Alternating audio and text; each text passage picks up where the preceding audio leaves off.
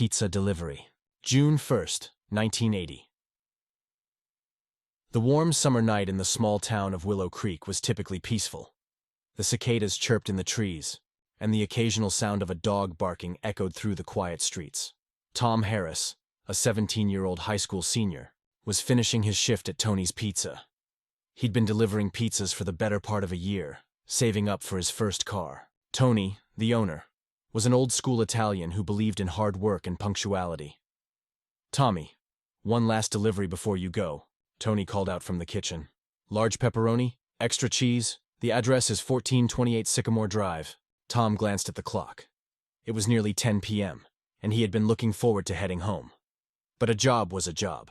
He grabbed the insulated bag with the hot pizza and headed out.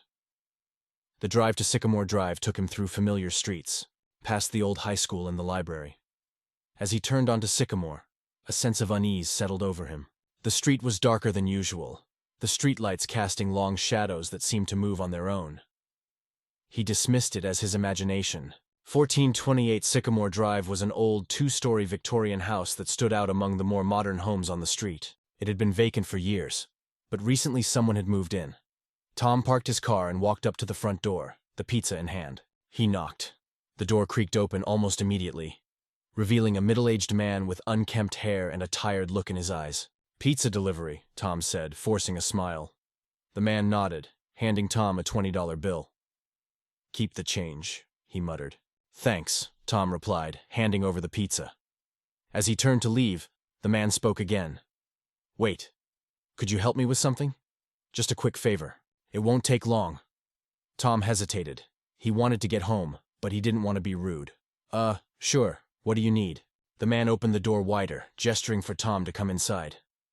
"I need help moving a few boxes in the basement. I've just moved in, and it's a bit too much for one person."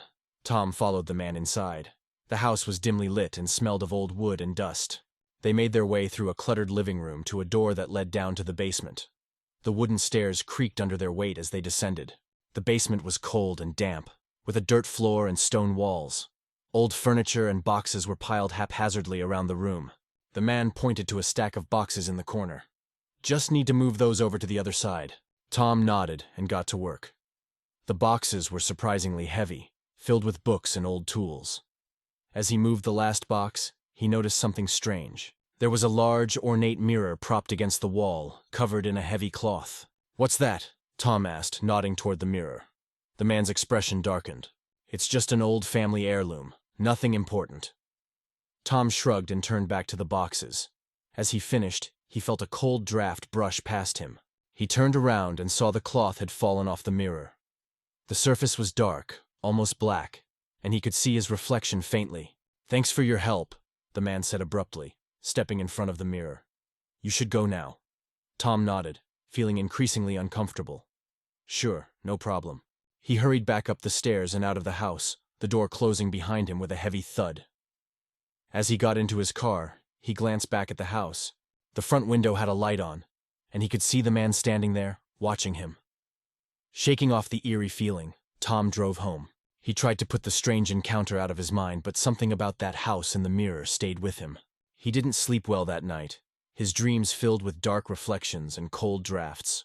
The next day, Tom mentioned the delivery to his friend Mike as they walked to school. "It was weird, man. The guy seemed off, and there was this creepy mirror in the basement." Mike raised an eyebrow. "Sounds like something out of a horror movie. Maybe you should stay away from that place." Tom laughed, but the uneasy feeling lingered. As the week went on, he couldn't shake the sense that something was wrong. He started having nightmares about the house, the mirror, and the man with the tired eyes. One night, unable to sleep, Tom decided to drive past 1428 Sycamore Drive. He told himself it was just to prove that nothing was wrong, that it was all in his head. As he approached the house, he noticed something strange. The lights were off, but he could see a faint glow coming from the basement windows. Curiosity got the better of him. He parked a few houses down and walked toward the house.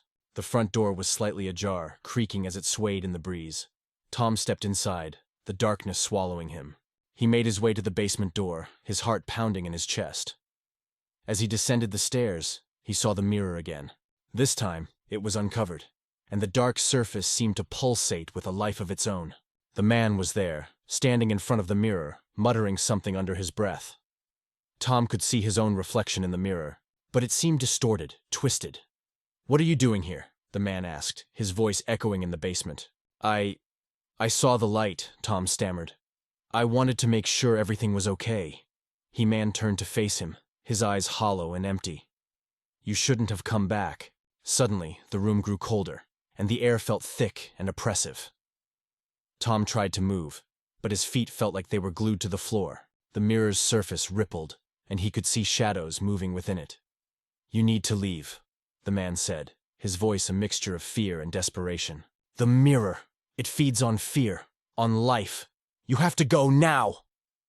Tom's instincts screamed at him to run, but he was rooted to the spot. The shadows in the mirror grew larger, more defined. He could see faces, twisted and contorted in agony. With a surge of adrenaline, Tom broke free from his paralysis and ran up the stairs. He didn't look back. His mind focused solely on getting out of the house. He burst through the front door and into the night, the cool air hitting his face like a splash of water. He didn't stop running until he reached his car. As he fumbled with the keys, he glanced back at the house. The basement window was dark again, and the front door was closed. It looked like any other house on the street, but Tom knew better. He sped home, his mind racing. He didn't know what he'd seen, but he knew it was real. The mirror, the shadows, the man's warning.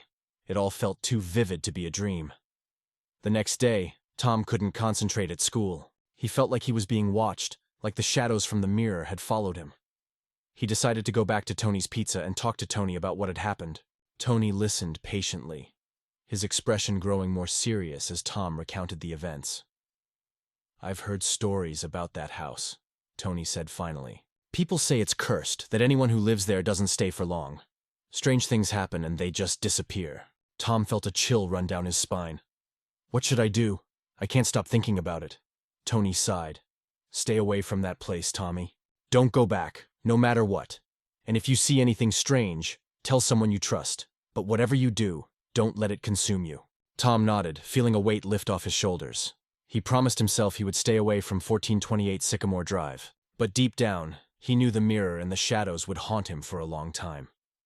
That night, Tom slept fitfully, his dreams filled with dark reflections and cold drafts. He couldn't shake the feeling that the mirror was still watching him, waiting for him to return.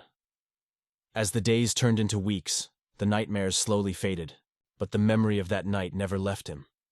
Tom avoided Sycamore Drive, focusing on school and work, trying to move on with his life. But sometimes, late at night, when the house was quiet and the shadows seemed to move on their own, Tom would think about the man, with the tired eyes and the dark mirror in the basement. And he would wonder if some things were better left alone, hidden in the darkness where they belonged. For more scary odd horror stories, please subscribe us.